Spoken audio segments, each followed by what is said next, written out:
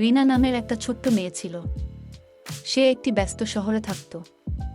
রিনা ছিল খুব দয়ালু মেয়ে, সবসময় অন্যদের সাহায্য করত। একদিন তার বাবা একটি সুন্দর সবুজ টিয়া পাখি নিয়ে এলেন, যার ডানায় উজ্জ্বল লাল পালক ছিল। রিনা খুব খুশি হল এবং পাখিটির নাম রাখল মিঠু। মিঠু শুধু সাধারণ পাখি ছিল না, এটি খুব বুদ্ধিমান ছিল এবং রিনার বলা যে কোনো কথা নকল করতে পারত। প্রতিদিন রিনা মিঠুর সাথে কথা বলতো, নতুন শব্দ এবং বাক্য শেখাত। রিনা বলতো, দয়া হলো সবচেয়ে বড় উপহার, এবং মিঠু নকল করে বলতো, দয়া হলো সবচেয়ে বড় উপহার। রিনা মিঠুর কথা শুনে খুব আনন্দিত হতো এবং তারা ভালো বন্ধু হয়ে গেল। এক বিকেলে রিনা বাগানে খেলছিল, তখন সে দেখল পাশের বাড়ির একটি ছেলে কাঁদছে। তার প্রিয় খেলনা হারিয়ে গেছে। রিনার খুব খারাপ লাগল এবং সে সিদ্ধান্ত নিল যে ছেলেটির জন্য কিছু করবে। সে তার একটি খেলনা ছেলেটিকে দিল, যাতে তার মন ভালো হয়।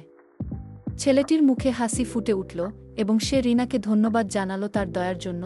রিনা যখন বাড়ি ফিরল, মিঠু তাকে আনন্দের সাথে অভিবাদন জানালো, দয়া হলো সবচেয়ে বড় উপহার।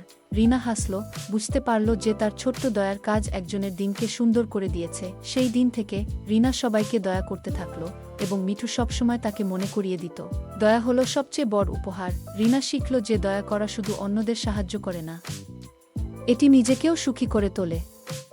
আর তাই রিনা আর মিঠু একসাথে সুখে থাকত, যেখানেই যেত সেখানেই দয়া ছড়াত।